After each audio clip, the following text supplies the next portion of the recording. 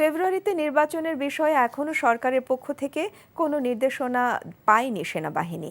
দুপুরে সেনাবাহিনীর নিয়মিত ব্রিফিংয়ে মিলিটারি অপারেশনস পরিদপ্তরের colonel staff colonel Shafiqul Islam এসব তথ্য জানান।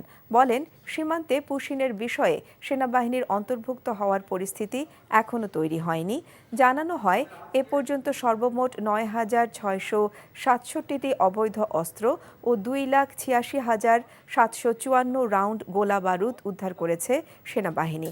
প্রশ্নের জবাবে তিনি বলেন, নির্বাচনের প্রস্তুতি নিয়ে এখনও সরকারের তরফ থেকে সেনাবাহিনী কোনো নির্দেশনা পায়নি, তবে সরকারি নির্দেশনা অনুযায়ী কাজ করবে সেনাবাহিনী। আমরা এখনও সরকারের পক্ষ থেকে অফিসিয়ালি কোনো নির্দেশনা প্রাপ্ত হয়নি, তবে সরকারের নির্দেশনা অনুযায়ী আমরা নির্বাচন সংক্রান্ত দায়িত্ব পালন করব।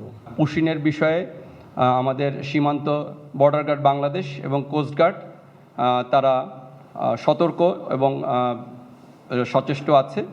স্থায়ী এবং অস্থায়ী ক্যাম্পের বৃদ্ধি করা হয়েছে, আমাদের গোয়েন্দা নজরদারিও বৃদ্ধি করা হয়েছে। বান্ডেল থাকলে প্রতি সেনমানিতে টাকা বাঁচবে। বিকাশ সেনমানি বান্ডেল কিনে জিতুন প্রতি লেনদেনে।